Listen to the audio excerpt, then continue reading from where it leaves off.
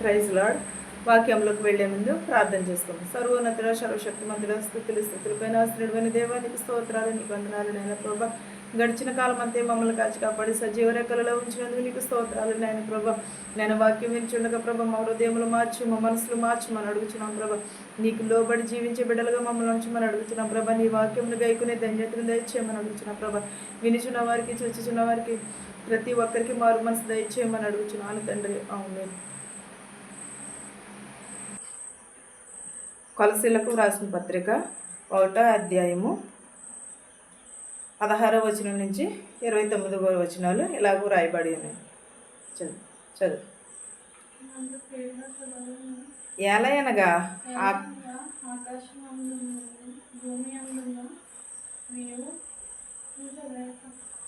ఎలయనగా ఆకాశమందున్నవన్నీయు భూమి మీద ఉన్నవయు దృశ్యమైనవి గాను అదృశ్యమైనవి గాను అన్ని అన్ని సింహాసనములైనను ప్రభుత్వములైనను ప్రధానులైనను అధికారులైనను సర్వమును ఆయన యందే సృజింపబడెను. ఆయన అన్నిటికంటే ముందుగా ఉన్నవాడు. ఆయన సమస్తమునకును ఆది సంబూధుడు. ఏమై ఉన్నాడు? మన యేసుక్రీస్తు ఏలయనగా ఆకాశమందు ఉన్నవియును భూమి మందు ఉన్నవియును అదృశ్యమైనవి దృశ్యమైనవి కూడా సింహాసనముపై ప్రభుత్వములైనను ప్రధానులైనను ఇవన్నీ కూడా ఎవరి వశమైనాయి? దేవుని వశమై ఉన్నాయి.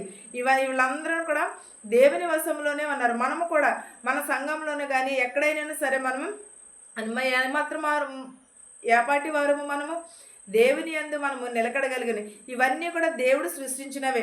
ఎంత అధికారమునను ఏదనను కూడా దేవునికి లోబడి ఉండాలి. మనం ఈ సృష్టి అంతా కూడా దేవునికి లోబడి ఉన్నవే. సర్వశరీరమును కూడా సర్వమును కూడా దేవుని యందే. ఆయన ద్వారానే తప్ప ఆయనను బట్టి మనము ఏమీ కూడా చేయలేము. సృష్టి అంతా కూడా ఆయన అన్నిటికంటే ముందుగా ఉన్నవాడు. ఆయన సమస్తమును ఆధారభూతుడై ఉన్నాడు. సమస్తం అన్నిటికంటే కూడా ఆధారభూతుడై ఉన్నాడు. మనము సంఘములోని శరీరమునకును ఆయనే శిరస్సు. ఆయనకు అన్నిటిలోనూ ప్రాముఖ్యమును కలుగు నిమిత్తము ఆయన ఆది అయి నుండి మృతులలో నుండి లేచుటలో ఆది సంబుద్ధుడైన ఆ సంఘంలోనే కదా మన శరీరమునందున ఆయనే శిరస్సు అయి ఉన్నాడు.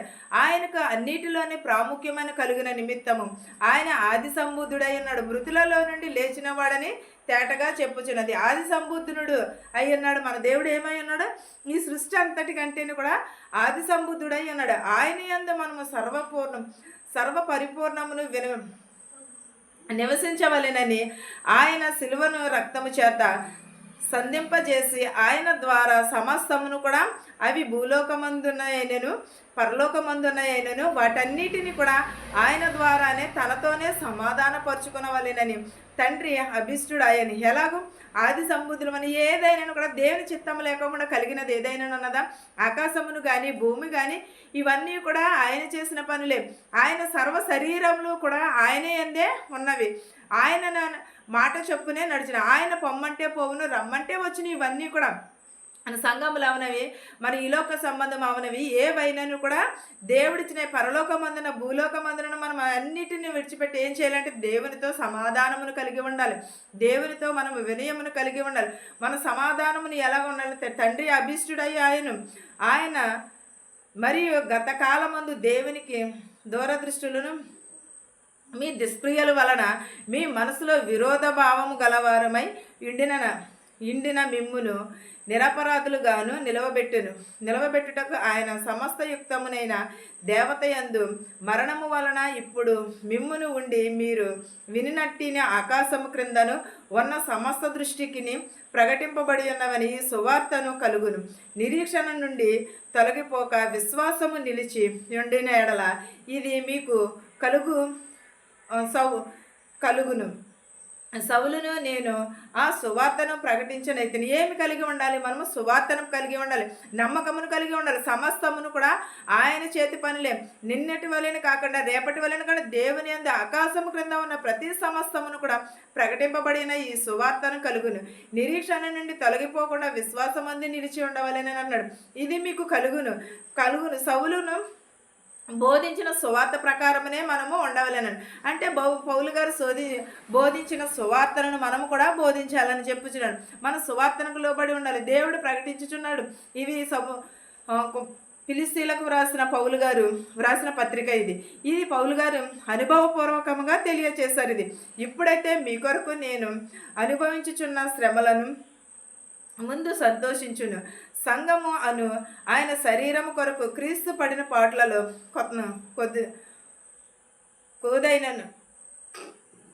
కొదువైనను వాటి యందు నా వంతు నా శరీరమందును సంపూర్ణము చేశాను. ఎలాగో ఇప్పుడు మీరు కోర్చున్న నేను అనుభవించుచున్న శ్రమలనందు నేను సంతోషండి. మనం ఏమనుకుంటాము, ఇప్పుడు కష్టాలు ఉండొచ్చు కానీ తర్వాత మనకి సుఖం వస్తుందని, కష్టాలు వెనక సుఖం వస్తుందని నమ్మి మనం ఏం చేస్తామంటే ఎదరికి వెళ్తాము. ఇప్పుడు కూడా పౌలు గారు కూడా అదే చెప్తున్నాను. సంఘంలో నేను పడిన శ్రమలను అన్నిటిని కూడా విడిచిపెట్టి ఎదరికి వెళ్ళాలని అనుకున్నాను.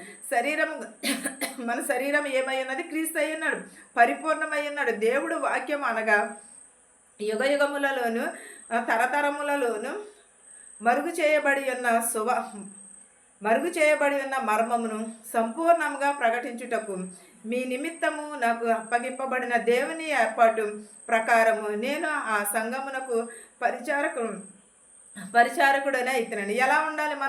మన వంతు శరీరమునందు సంపూర్ణ మందుని చేయబడిన దేవుని వాక్యమునకు మనము యుగ యుగములు కూడా తరతరములను కూడా మరుగు చేయబడకుండానట్టు మన మర్మములను తెలుసుకుని పరిపూర్ణమైన ప్రకటన గురించి నిమిత్తమును నాకు అప్పగించినని దేవుని ఏర్పాటు ప్రకారమును నేను ఆ సంఘమునకు ఆచార్యుడనైతేనని అన్నాడు. అన్యజనులలో ఈ మర్మము యొక్కయు మహిమ యొక్కయు ఎట్టిదో అది నాకు అనగా మీ ముందున్న క్రీస్తు మహిమను నిరీక్షణ అయి ఉన్నాను. ఈ సంగతి దేవుడు తన పరిశుద్ధులకు తెలియజేయగోరుచున్నాడు. ఇప్పుడు ఆ మర్మము వారి బయలుపరచను. ప్రతి మనుషునికి కూడా క్రీస్తునందు సంపూర్ణముగాని చేసిన ఆయన ఎదుట నిలవబెడవలేనని సమస్తము విధములైన జ్ఞానముతో నేను మీకు ప్రతి జ్ఞానమును మనుషులకు బుద్ధి చెప్పుచు ప్రతి మనుషునికి కూడా బోధించుచున్నాను. ఆయన ప్రకటించుచున్నాడు. అందు నిమిత్తము నాలో బలముగాను కార్యసిద్ధి కలుగజేయును. ఆయన క్రియాశక్తిని బట్టి నేను పోరాడుచున్నాను, ప్రయాసపడుచున్నాను. ఎలా మన సువార్త కోసం ప్రయాసపడాలి, విశ్వాసం కోసము మనం ప్రయాసపడాలి, క్రీస్తు మహిమని నిరీక్షణ కోసము మనము నిరీక్షణ కలిగి ఉండాలి. ఈ సంగతులని దేవుడు కూడా పరిశుద్ధాత్మలకు తెలియజేయుచున్నాడు. ఇప్పుడు ఈ మర్మములను మనము గైకొనాలి. ప్రతి మనిషిని కూడా క్రీస్తునందు సంపూర్ణముగాను చేసి ఉన్నాడు. ఆయన ఎదుట నిలవబడవలను సమస్త విధములైన జ్ఞానముతో మేము ప్రతి మనుషునికి కూడా బుద్ధి చెప్పుచున్నాం, ప్రతి మనుషునికి కూడా లోబరుచున్నాడు, ప్రతి మనిషిని కూడా బోధ చేయుచున్నాడు. కానీ బోధకు లోబడి ఉంటున్నారా?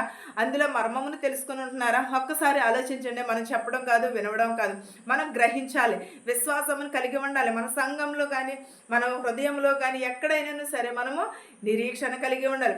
ఇతరుల వల్లే ఇతరుల వల్లే కాకుండా మనము నిరీక్షణ కలిగి ఉండాలి. మనము మనుషులకు కాదు, దేవునికి ఇష్టలైన మనుషులుగా ఉండాలి. జ్ఞానముతో ప్రతి మనుషునితోని కూడా బుద్ధి చెప్పున ప్రతి మనిషిని కూడా బోధించుచు ఆయనను ప్రకటించుచున్నాను. అందు నిమిత్తమే నాలో బలముగాను కార్యసిద్ధి కలుగచేయను. ఆయన క్రియాశక్తిని బట్టి నేను పోరాడుచున్నాను, ప్రయాసపడుచున్నాను. నన్ను క్రియాశక్తిని బట్టి పోరాడుచున్నానని అన్నాను. దేవుని శక్తిని బట్టి మనం పోరాడాలి.